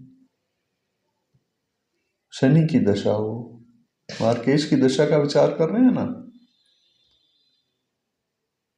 तो इसलिए अब इनके ऊपर और शोधन करेंगे, इनका शुद्ध करेंगे, शुद्ध रूप पता चलेगा। फिर 12वें नंबर पर है पाप ग्रह, कोई भी पाप ग्रह। तो इस तरह से आपको 12 प्राप्त हो गए। सर मेरे साथ का केस बता देता हूँ। शनि की दशा चल रही है, शनि लग्नेश भी है, सेकंड हाउस को, सेकंड हाउस का भी सिग्निफिकेंट है और क्योंकि मकर लगन की है, तो ये तो मेरी मार्केश की दशा भी है सर। इनको फेल करेंगे, अब हम फेल करेंगे इनको, कहाँ कहाँ ये फेल हो जाते हैं। तो फेल करने के लिए देखना पड़ेगा यहाँ पाप ग्रह किस ग्रह को कहा गया है। सबसे पहले तो ये स्पष्ट कर लो, आपको यहाँ कहा गया है ना कि कोई भी पाप ग्रह है, तो पाप ग्रह का यहाँ मतलब क्या है? पाप ग्रह कहा गया है त्रिषडाय के स्वामी। बड़े ध्यान से इसको समझना, त्रिषडाय के स्वामी कोई भी हो सकते हैं। कौन कौन हो सकते हैं? सूर्य से लेकर के और शनि तक। रवि केतु नहीं हो सकते, ठीक है, 7 ग्रह हो सकते हैं, लेकिन इनमें सूर्य और चंद्रमा नहीं होंगे। ठीक है। सूर्य और चंद्रमा अगर त्रिषडाई के स्वामी होंगे तो उनको हटा देना है। ठीक है जी। जी सर। सूर्य और चंद्रमा मारक क्यों नहीं होते? यहाँ छोटा सा एक टॉपिक और मैं ऐड कर लेता हूँ, क्योंकि बात यहाँ भी कंफ्यूजन वाली ना रहे आपके सामने। भाई सूर्य और चंद्रमा को क्यों हटा दिया है आपने? सर सूर्य और चंद्रमा को इसलिए हटा दिया है क्योंकि सूर्य पिता का कारक है और चंद्रमा माता का कारक है। हाँ, और सूर्य जिस तरह माता और पिता अपने बच्चों का बुरा नहीं चाह सकते, बुरा नहीं चाह सकते, इसलिए हटा दिया है। बिल्कुल ठीक आपने समझा। मारक स्थानों के स्वामी अगर हों तो ये मार्केश नहीं होंगे। किसी भी मारक स्थान के स्वामी एक हों तो ये मार्केश नहीं माने जाएंगे, चाहे सेकंड हाउस के हों, चाहे सप्तम भाव के हों, या कोई भी हाउस उनके साथ बैठे हुए हों, या जो भी हो। इस कंडीशन में ये दो तो हट जाएंगे, साइड हो जाएंगे। षष्ठ, अष्टम और व्यय के स्वामी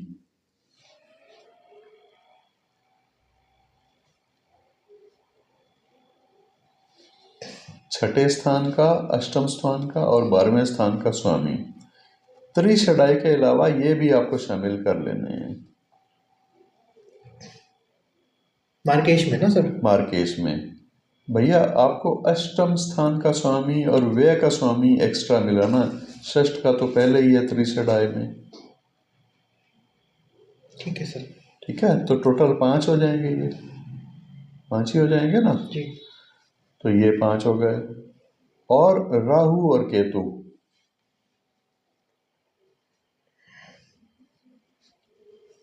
राहु और केतु ये भी हैं। राहु और केतु कहीं बैठे हैं कोई मतलब नहीं है, राहु और केतु हैं तो हैं। राहु और केतु की दशा, राहु की दशा हो या केतु की दशा हो, वो भी मार्केश हो सकते हैं।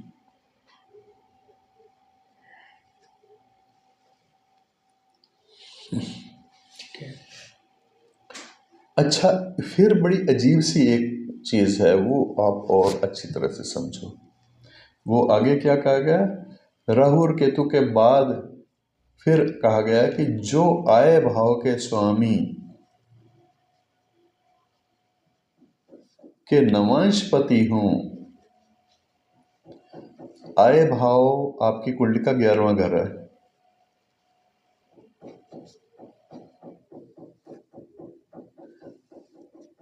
आपकी कुंडली का 11वें घर का स्वामी कौन है? कोई भी है, वो नवांश में जहां बैठा हुआ है, उस नवांश राशि का स्वामी जो है वो भी मार्केश हो सकता है। नवमांश कुंडली में जहां बैठा है वो भी। आय भाव का स्वामी, 11वें स्थान का स्वामी जी। नवांश कुंडली में जहां बैठा है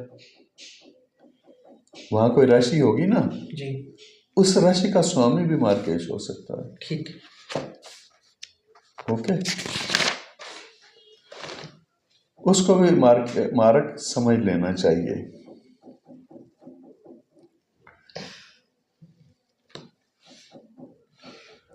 चंद्रमा जिस नवांश में हो उसका स्वामी भी मार्केश हो सकता है।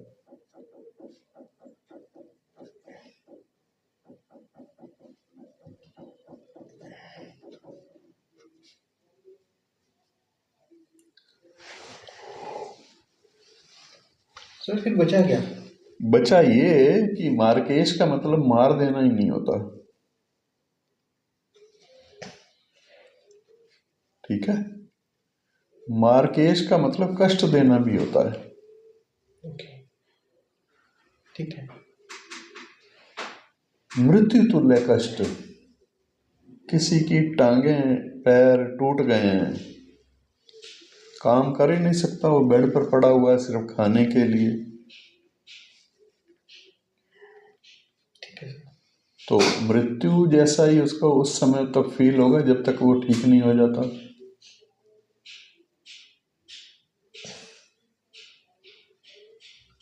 तो यहां पर इस तरह से इसको समझ लेना है। प्रबल मार्केश जो मृत्यु देने वाला है वो योगों से भी कंफर्म हो रहा है, तो मृत्यु होगी। अब आगे बढ़ते हैं। मार्केश ग्रह का निर्णय करते समय द्वितीयेश और सप्तमेश का गंभीरता पूर्वक विचार करना चाहिए।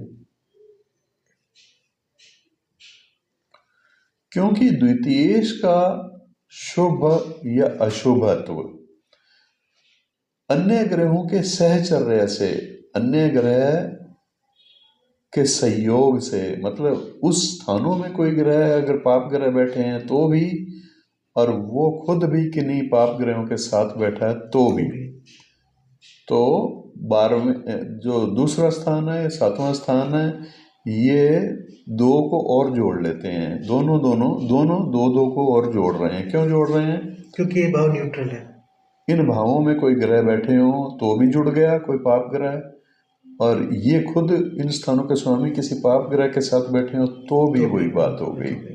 तो ये 6 तो यही बना देते हैं, 2 से 6 बन गए यही। ठीक है सर। ठीक है, इसका गंभीरता पूर्वक विचार इसलिए करना चाहिए क्योंकि द्वितीयेश और सप्तमेश जो है ये शुभ या अशुभत्व अन्य ग्रहों के सहचर्या से भी इनका आधारित है, इस पर आधारित है। इसलिए अगर मकर लगन की कुंडली में देखते हैं तो मकर लगन की कुंडली में लगन में शनि, मेष लगन में मंगल और कुंभ लगन में शनि,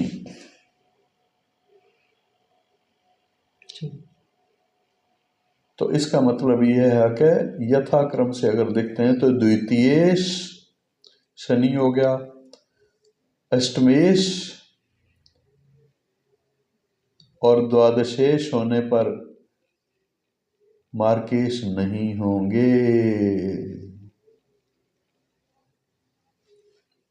क्यों नहीं होंगे भैया? लग्नेश द्वितीयेश है तो मार्क नहीं होगा। आपकी केस में यही है ना?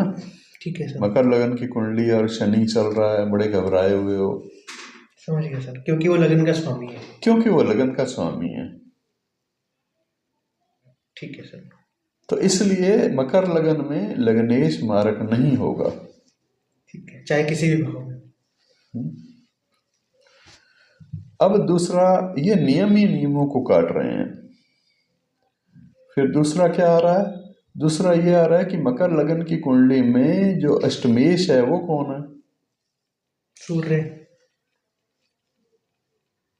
मकर लगन की कुंडली में तो अष्टमेश सूर्य वो है। मारक हो ही नहीं सकता क्योंकि वो पिता का कारक है। ठीक है, सूर्य और चंद्रमा नहीं होते, आपने बताया था। वो नहीं हो सकता मारक। ठीक है सर। क्योंकि ये लगन का स्वामी है शनि मकर लगन की कुंडली में, और क्रूर ग्रह चाहे हो, चाहे कोई भी ग्रह हो, अगर लगन का स्वामी है तो वो पाप फल नहीं देगा। ठीक है सर। मारक वाला फल तो नहीं देगा। इसी प्रकार वृषभ लगन की कुंडली में देख लो, वृषभ लगन यानी 2 नंबर वाली लगन,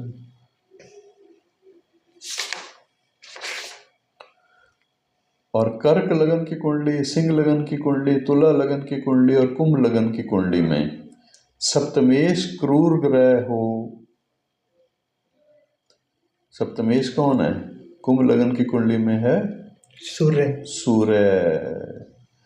तो केंद्रेश ये तो मारक होगा नहीं क्योंकि सूर्य तो मारेगा नहीं जी। और कोई भी ग्रह जो है, ये दूसरे जो मैंने बताए हैं, ये केंद्रेश होने के कारण पाप फलदायक नहीं होंगे। आपको पहले नियम बताए गए हैं कि पाप ग्रह केंद्र के स्वामी होंगे तो पाप फल नहीं देंगे। ठीक है। उन नियमों को आप भूलो मत। ठीक है, केंद्राधिपति मार्केश के मामले में भी उनको याद रखना है। याद रखना है। केंद्राधिपति दोष। केंद्र नहीं, दोष जो अलग। केंद्र के मतलब केंद्र के जो स्वामी होंगे वो शुभ फल नहीं देंगे, जो शुभ होंगे। केंद्र के स्वामी पाप ग्रह, हम यहाँ पर ये सारे जो ढूंढे हैं ना मार्केश, इनमें ज्यादातर पाप ग्रहों से संबंध हो, पाप ग्रह हो, ये ज्यादातर। बृहस्पति का तो जिक्र ही नहीं कहीं। ठीक है, मैं समझ गया सर, वो नियम यहाँ पे भी लागू होगा। हाँ, वो नियम यही लागू होगा कि अगर वो पाप, वो ग्रह जो मार्केश बन रहे हैं किसी भी नियम के अनुसार, वो केंद्रेश भी हैं और वो पाप ग्रह भी हैं, तब वो मार्केश नहीं होंगे। क्यों नहीं होंगे? क्योंकि सिद्धांत यही है कि वो केंद्र के स्वामी, अगर कोई केंद्र का स्वामी पाप ग्रह होता तो पाप फल नहीं देता। ठीक है, मुक्ति मिल गई। अब इसमें जो आपने 12 मार्केश गिने थे ना, ये धीरे धीरे कम होने शुरू कम हो हो गए हैं। जाएंगे। ठीक है सर। तो लास्ट में बच जाएगा एक अकेला, कोई बच जाएगा। तो ये इन लगनों में, ये जो लगन है ना, आपको बताइए, वृषभ है, कर्क है, सिंह है और तुला है।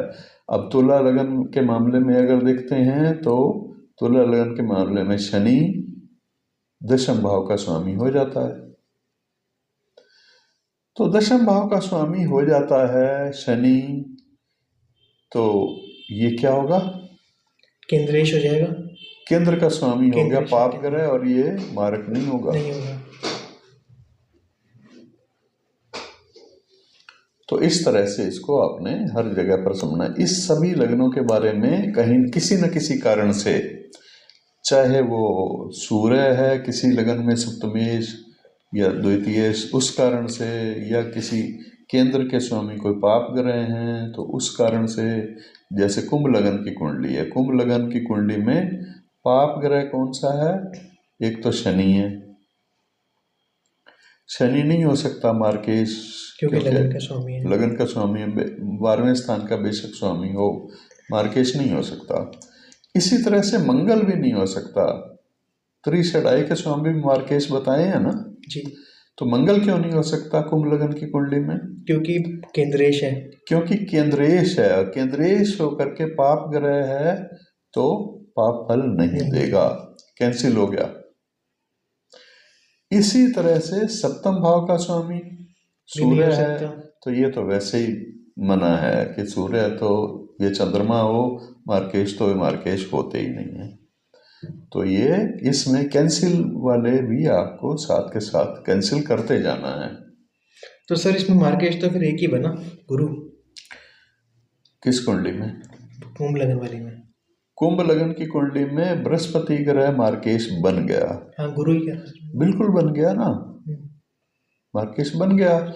अब बृहस्पति के साथ अगर शनि का संबंध हो जाए तो भी मार्केश हो सकता है। बृहस्पति के साथ इस कुंडली के अंदर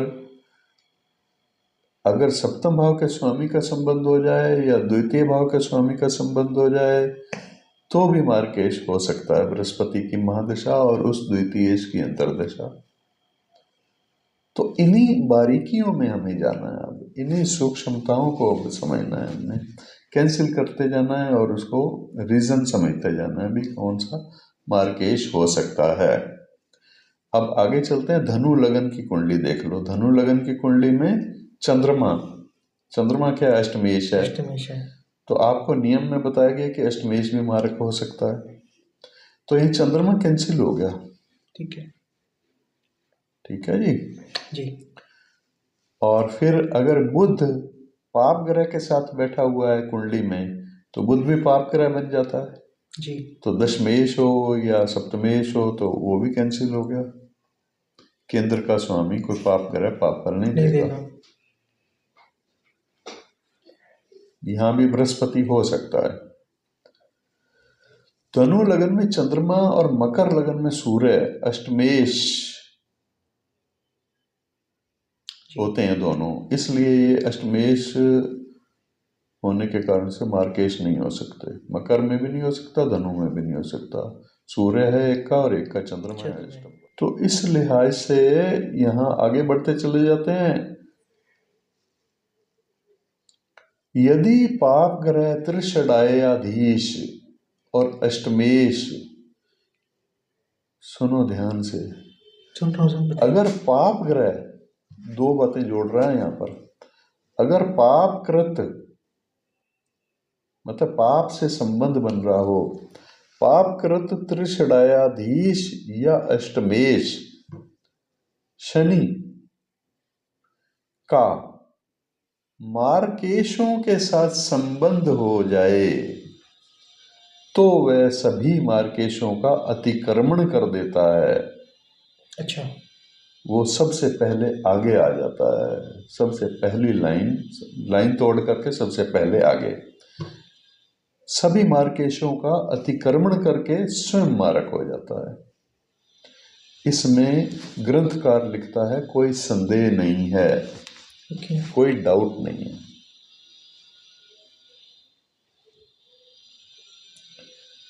पाप कृत का मतलब क्या है, यहाँ पर आपको ये समझ लेना। यहाँ वो कहा है कि यदि पाप कृत त्रिषडायाधीश और अष्टमेश शनि इसका मार्केशों के साथ संबंध हो तो वह सभी मार्केशों का अतिक्रमण करके स्वयं मारक हो जाता है, इसमें कोई संदेह नहीं है। इसके बाद आपको ये समझ लेना होगा कि पाप कृत का मतलब क्या है, ग्रंथकार क्या कहना चाहता है।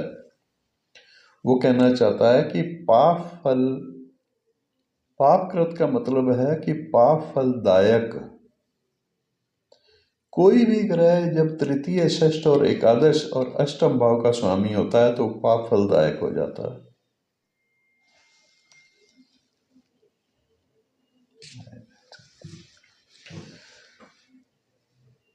मिथुन और कर्क लगन में शनि,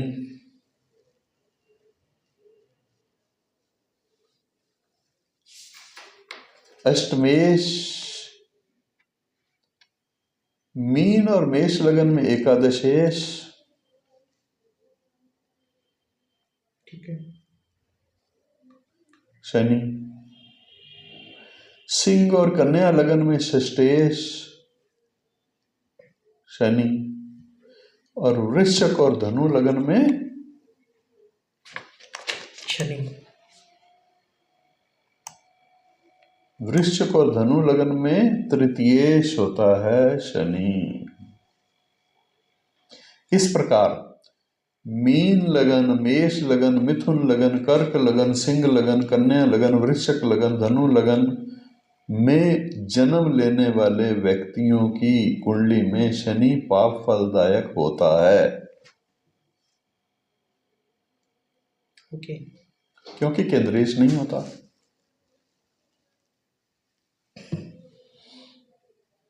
छः सात आठ नौ 10। सर कन्या लगन की कुंडली में तो पंचमेश तो होता ही है सर। पंचमेश से मतलब नहीं है हमें, केंद्रेश से केंद्रेश मतलब है। केंद्रेश होकर कैंसिल हो रहा है, वो पाप ग्रह ठीक है तो मार्क नहीं होगा। तो यानी कि ये जो कुंभ लगन वाले 1 2 3 4 5 6 7 8, ये 8 लग्नों में शनि विशेष लाभदायक हो जाएंगे।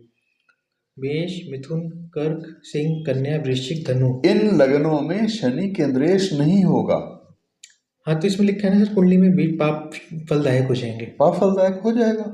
ओके तो यानी क्योंकि कि बाकी लग्नों में तो केंद्रेश होने के कारण पाप फल नहीं दे, पाप फल केंद्र के मालिक अगर पाप ग्रह हो तो पाप फल नहीं देते ना। तो वो यानी नियम कि ये अतिक्रमण कर जाएंगे शनि उसमें। अतिक्रमण कर जाएंगे, इसमें अतिक्रमण कर जाएंगे। कौन सी लगने बची?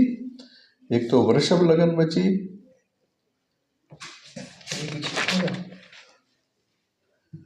भैया मीन लगन है इसमें, मीन लगन इसी में आ गई, लेकिन वृषभ लगन नहीं आई। और फिर जो है आपकी मेष, मिथुन, ऋषभ नहीं आई, मिथुन, कर्क, सिंह, कन्या, तुला आ गई इसी में, तुला आ जाएगी उसमें। तुला नहीं आई सर। तुला इसमें नहीं आई ना, उसमें आ उसमें आ जाएगी। जाएगी। तुला का अतिक्रमण करेगा शनि, ठीक है नहीं। मकर और कुंभ नहीं आएगी। हाँ। और बस बाकी क्या बचा, सब में तो ऑलमोस्ट आई गया।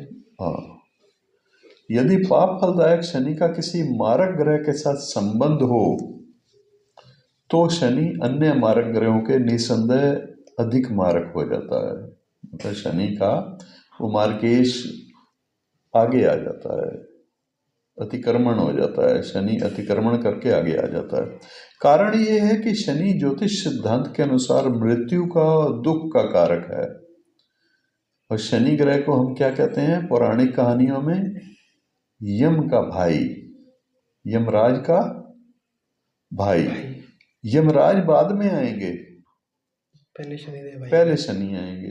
पहले शनि रोगों के रूप में या किसी भी रूप में आ जाएंगे और शनि के पीछे पीछे यमराज आएंगे।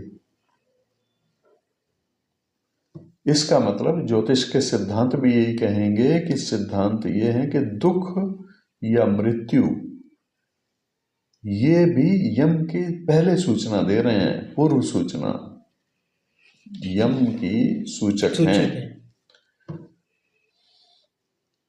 और और इसका त्रिषडाय अष्टम स्थान या स्वामी होने से पाप फलदायक होना और फिर मारक ग्रहों जैसे द्वितीय सप्तमेश द्वितीय स्थान में बैठा हुआ ग्रह, पाप ग्रह सप्तम स्थान में बैठा हुआ ग्रह, पाप ग्रह सप्तम से संबंध बनाता हुआ ग्रह या सप्तमेश से संबंध बनाता हुआ ग्रह, द्वितीय से युक्त कोई पाप ग्रह सप्तम, लेकिन वो पाप ग्रह कौन सा होगा? वो केंद्र का स्वामी नहीं होना चाहिए भाई, वो ध्यान रखना आप। केंद्र का स्वामी पाप ग्रह होते हुए पाप ग्रह नहीं होगा। सप्तमेश से युक्त पाप ग्रह से संबंध होना उनकी मारक शक्ति में वृद्धि कर देता है। तो इसका मतलब यह है कि शनि स्वभाव से ही कष्ट का सूचक है, मृत्यु से पूर्व की सूचना देने वाला ग्रह है। फिर वो एक विशेष लगन की कुंडली में पापी हो गया और उसके साथ मारक ग्रह से भी संबंध उसने बना लिया और वो मारक ग्रहों की तुलना में अधिकतम मारक हो जाएगा।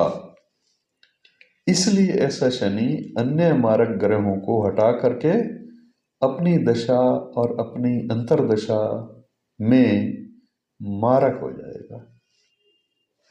तो शनि को अग्रणी इसलिए कहा गया है। यदि उसकी दशा या अंतर्दशा मारक ग्रहों की दशा भुक्ति से पहले आ जाए